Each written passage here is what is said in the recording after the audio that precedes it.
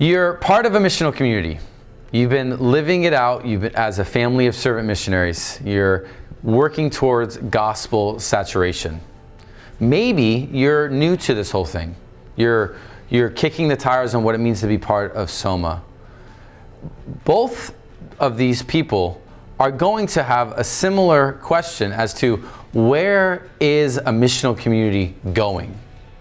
What is the pathway or the projected actions that we are going to take in order to live out what Jesus is calling us to do?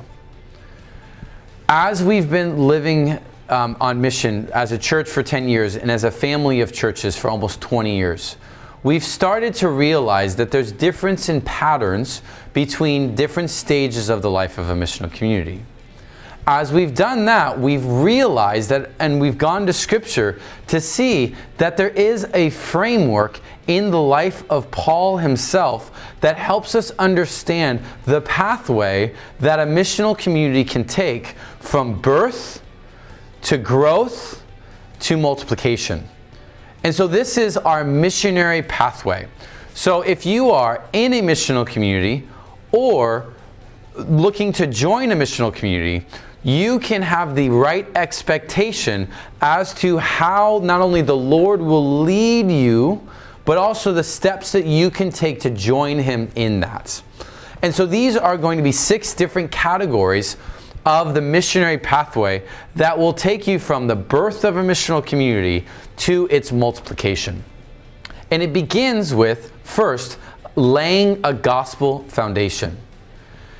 As a missional community comes together, as a group of people that are wanting to follow Jesus, or if you're an individual wanting to live this out and call people to it, the first and most important thing you can do is to make sure that whatever you're about to do has a solid foundation of the gospel.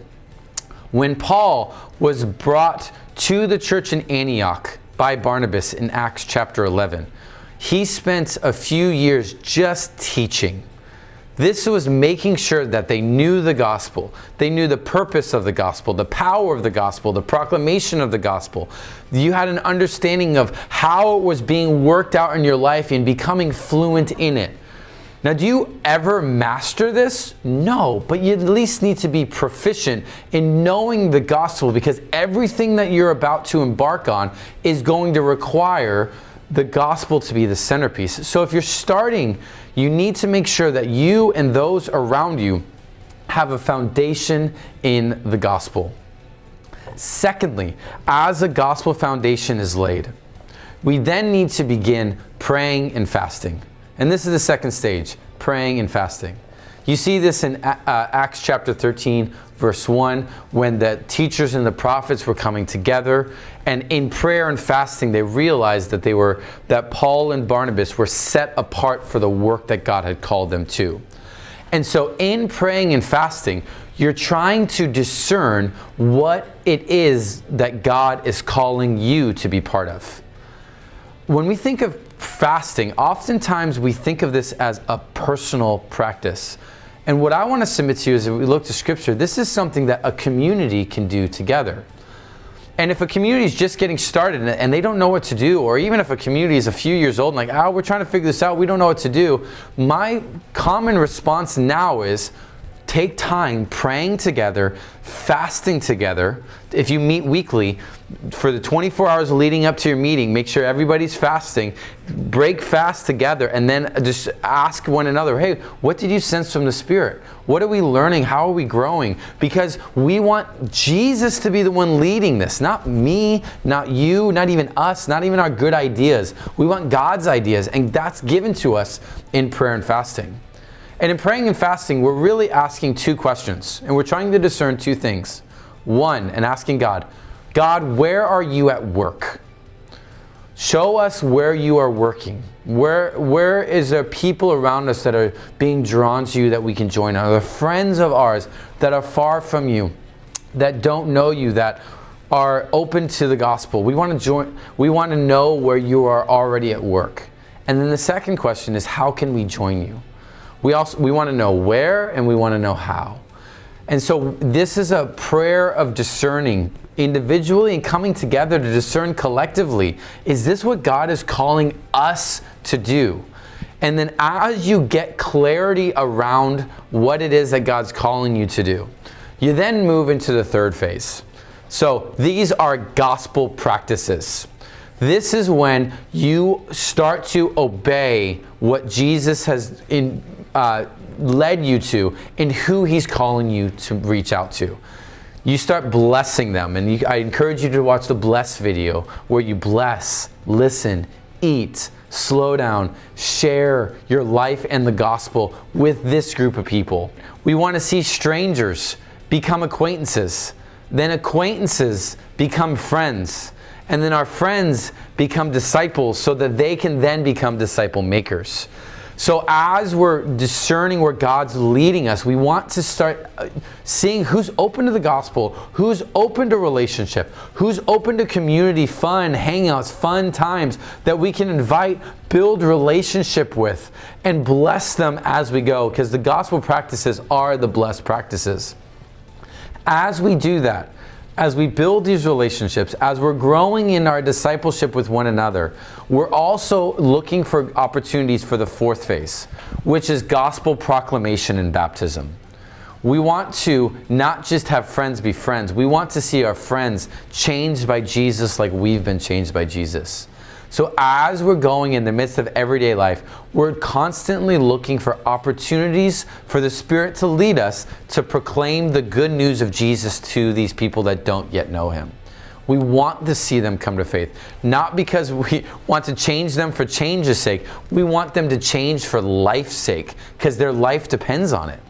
And so we see them build relationship by God's grace, the gospel proclaimed to them, they profess faith, and then they're baptized. We see Paul doing this often. In his, he went into a place, he proclaimed the gospel, he lived among them, he taught on a regular basis, he proclaimed over and over again about the kingdom. People came to faith, and then they were baptized. And so we want to see that. Then it goes to the fifth stage. And it goes from proclaiming the gospel and having a really strong outward focus to now forming people into a new community. And this is what we call gospel strengthening. As people come to faith, they now need to be strengthened in the gospel. As people have been around for a long time, they need to learn how the gospel applies to every single area of their life. So this is a stage of a missional community where you are growing off the foundation of the gospel, where people have come to faith, they are now formed into a missional community, and they are growing up bit by bit from death, not only from death to life, but they may be growing from baby to toddlerhood, and toddlerhood to teenagers, and teenagers to adulthood, where they're now learning how to make disciples. You're seeing people grow up. Does the other practices stop at any point? Not necessarily. Because remember, discipleship requires living on mission. So these new disciples need to be seeing you continue to live on mission to people that don't yet know.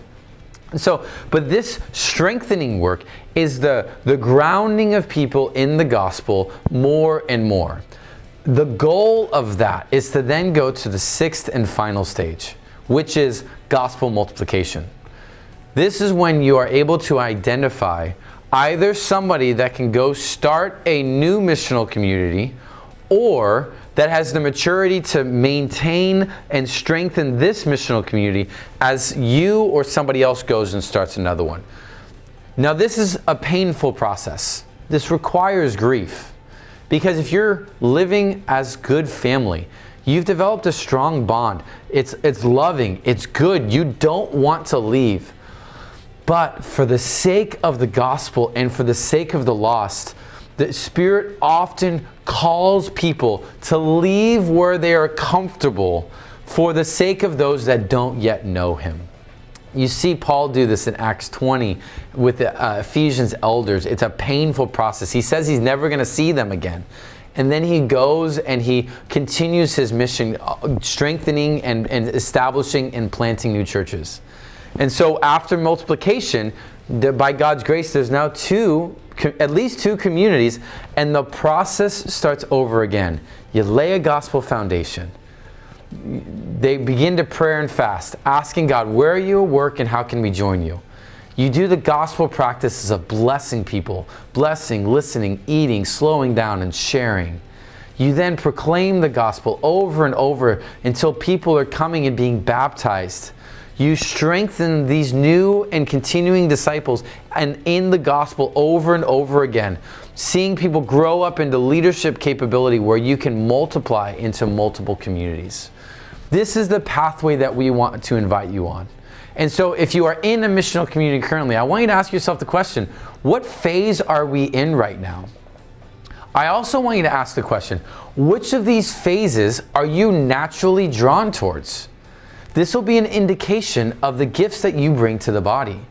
There are many people that love the strengthening work, seeing people grow up and mature in knowledge of the Bible and the knowledge of God. They love the strengthening, but they have a hard time with the practices work. You may love the gospel practices, and you just want to over and over again live that out. What you'll start to discover is where your strengths are and how you can live those well. But when your missional community is in another phase, how you can phase into that and be part of that specific role together. This is our missionary pathway. This is how we want our missional communities to understand themselves and go on this journey.